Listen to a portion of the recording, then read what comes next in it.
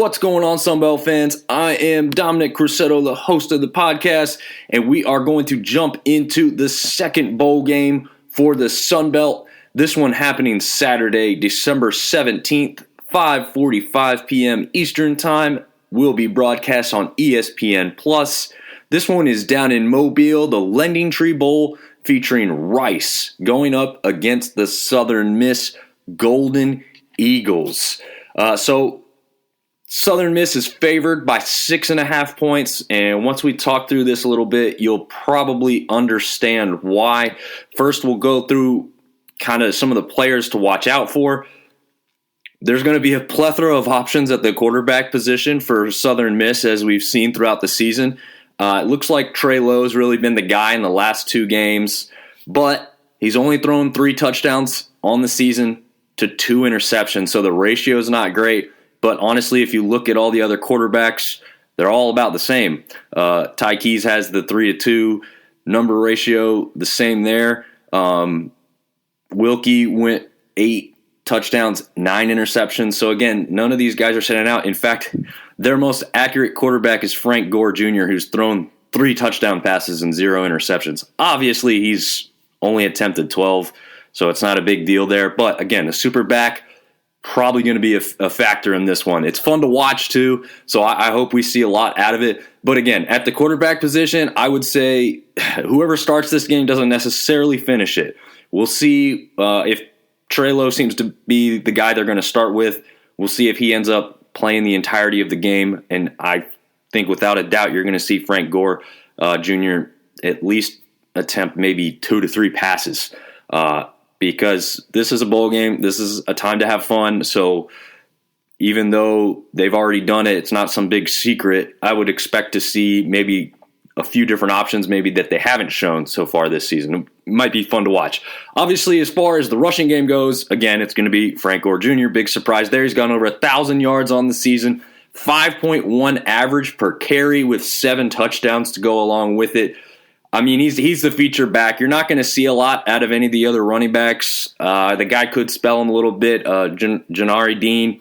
But, again, he hasn't even gone for 200 yards on the season. So you're not going to see much out of the other running backs. It's going to be the Frank Gore Jr. show as far as the offense is concerned, honestly, because like we just said, he's going to play some quarterback as well as the running back position. Now, as far as who's going to be catching these balls, there is no doubt you're going to see a lot of Jason Brownlee. This guy, to me, is a pure-fire NFL draft pick. He's got 52 receptions on the season for 819 yards, gone for 7 touchdowns.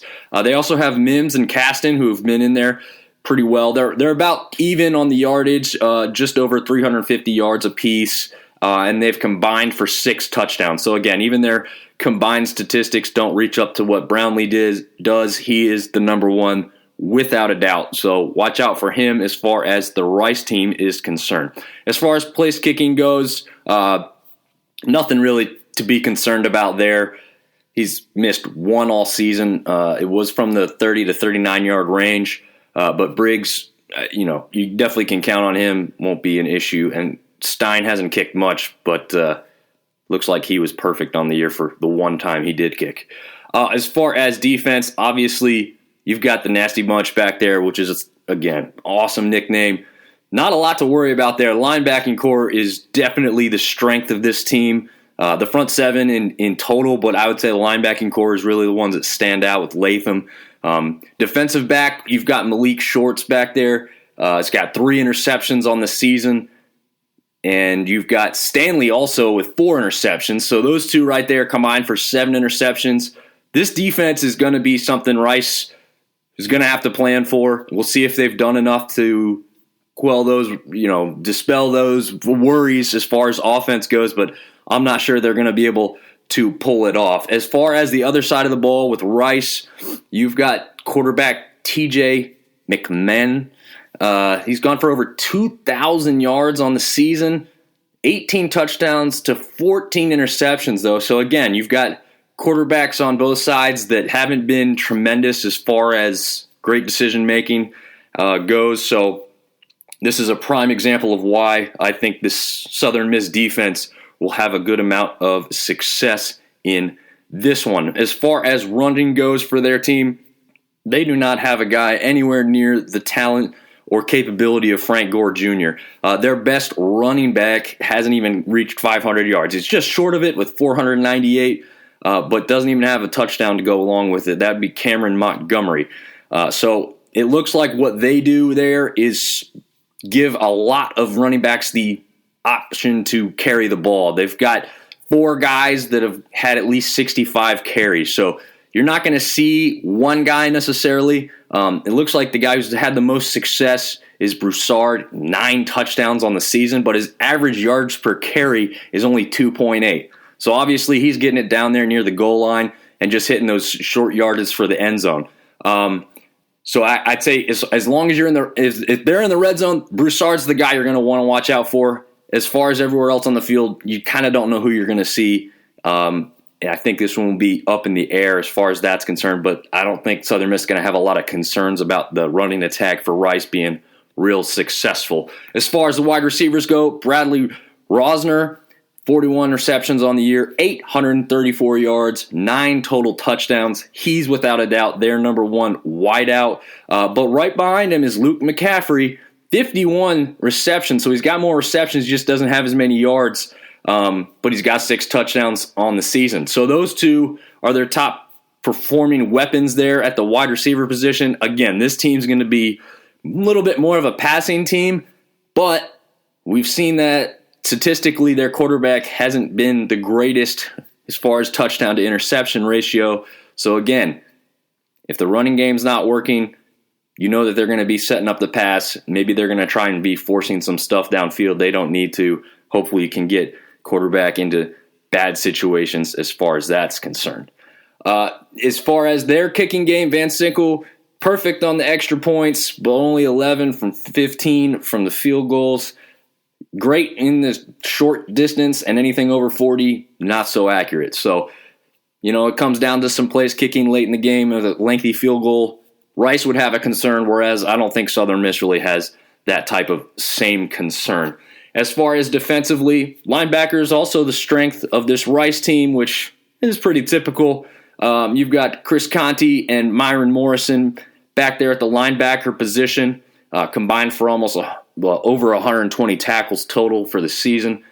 Just 2.5 sacks, though, so doesn't look like they're going to be bringing a lot of pressure. So we'll see if they tend to kind of sit back and let the game play to them. As far as the secondary goes, you've got Gabe Taylor, who's got 2 interceptions on the season, one of them for a touchdown, which was a long touchdown, by the way. Went for 91 yards on that one. So, again, we see that Southern Miss is more of a rushing team with Frank Gore Jr., and that even if he can fake the rush and throw the pass, they're going to have some success there against this Rice defense.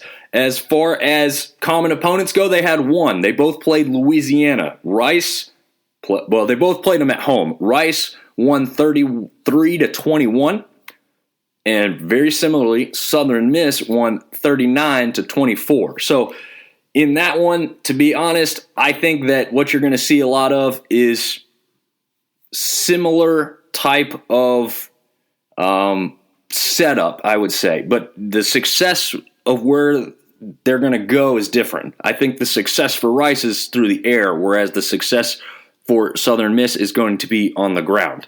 Because if they're going to have success on the ground, keep it on the ground, control that clock. I don't think Rice has that ability to do that. So I think that favors Southern Miss in that regard. As far as something else to kind of keep an eye on, you've got Southern Miss, who ended the season, the last 4 games, just 1-3. They had a number of chances to get bowl eligible before the last game, but they didn't quite do it until the last game. Really, I would say they only had one bad loss in that time, though. Georgia State hammered them 42-14, but otherwise they went up against teams that did very well in the conference. In Coastal Carolina, only losing by a field goal. South Alabama only losing by a touchdown. So combined in those 2 games, they only lost out by 10 points. Then they took care of business in the last game against Monroe, won 20-10. So they're kind of on the upswing a little bit because they played some tough opponents close. Then they got that win to get them kind of momentum going into the bowl game, whereas Rice is on the opposite side of that spectrum. having lost their last 3 games. But not only did they lose their last 3 games, they get hammered by Western Kentucky 45-10. They get hammered by UTSA 41-7.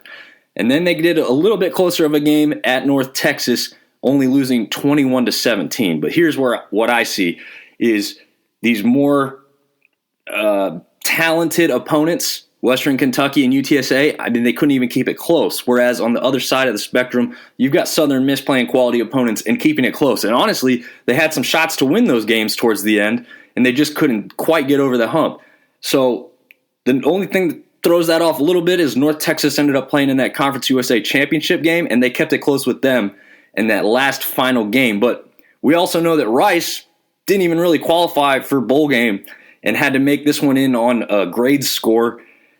So it's kind of a backing into the bowl game, whereas Southern Miss comes off, a win and feeling good going into this bowl game on the opposite side. So as far as that goes, I'm favoring Southern Miss in this one. I think they've got the momentum. I think they've got the more talented team overall. I definitely think they have the more quality defense. And what do we say in the first preview is that defense wins championships. And although this isn't a championship, it's going to feel like that. It's a bowl game. Southern Miss hasn't been to one in a few years. They're going to want to win this one. They're going to have more fans there. Their fan base is crazy. We know that as they've just entered into the Sun Belt. I think they're going to be really excited for this one. I still think, though, it is a bowl game, so some stuff's going to be closer than it otherwise would have been. Had this been a regular season game, I think I favor Southern Miss a lot more heavily because of the longer layoff, and you're kind of running into some off-field stuff with transfers and what's going on with these guys and that guy, going to the NFL or whatnot. There's just a lot of moving parts. Little differences make a big difference in a game like this. But again, I am favoring Southern Miss in this one. I'm going to go with the final score, Southern Miss 28, Rice 21. I do think it's going to sound a little closer than it's going to look, but I do think it will ultimately be about a touchdown game as far as statistics go. I couldn't find anything that was going to show that Southern Miss was going to be more dominant than that for sure. I hope they are. I hope they can make it look even better than that, to be honest with you. But playing a little safe in that prediction, even though I do think Southern Miss will take the victory in this one. So that's it for this preview. Go Southern Miss Eagles. Thanks for listening. We'll catch you next time.